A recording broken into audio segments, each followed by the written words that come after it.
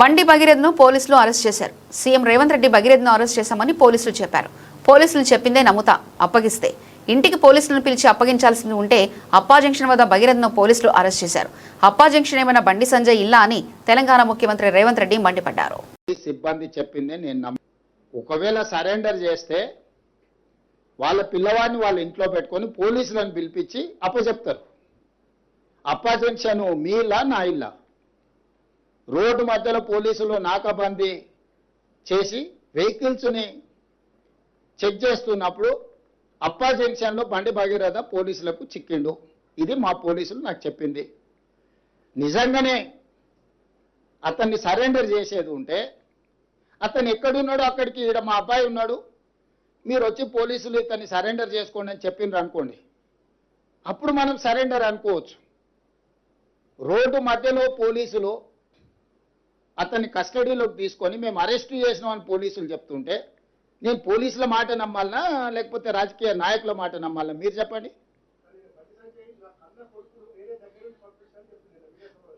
నేను అనేది ఏంటంటే అతను దగ్గరుండే పంపించి ఉండొచ్చు, నేను దగ్గర ఉన్నాడా లేడా అనేది నేను గవా కాదు. అతను ఏం చెప్తే అదే నిజం.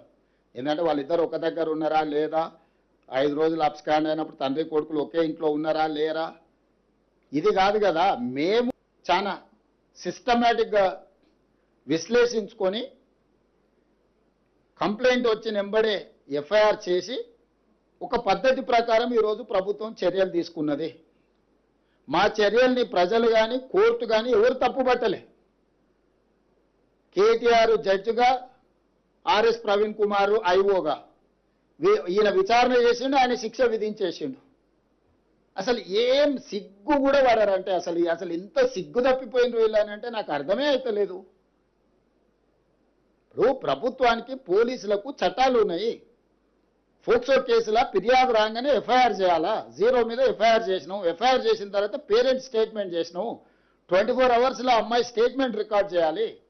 ఆ ప్రకారం చేసుకుంటే అమ్మాయి దగ్గర కోర్టు దగ్గరికి తీసుకెళ్ళి 164 స్టేట్మెంట్ చేయాలి. ఇది సెన్సిటివ్ కేసు. ఫోక్సో కేసులో ఎవరి వివరాలు చెప్పడానికి లేదు. వాళ్ళలాగా రోడ్డు మీద వాడు మాట్లాడితే ఆ కుటుంబాల వేదన, ఆ అమ్మాయి కుటుంబానికి ఎంత ఆవేదన ఉంటుంది. వీళ్ళు అడ్డగోలుగా ఇచ్చేసి ఆ అమ్మాయి ఫోటోలు పెట్టి, ఆ అమ్మాయి తల్లిదండ్రుల ఫోటోలు పెట్టి, అసలు కేటీఆర్ అనేటోడు అసలు మనిషా? ఎవడన్నా మనిషి ఇట్లా వ్యవహరిస్తాడానికి? రాజకీయాలు కావాలంటే ఎన్నికల్లో కొట్లాడు, ఎన్నికల్లో ఓడించు. రాజకీయాలాగా చూడాలి, సమస్యను సమస్యలాగా చూడాలి.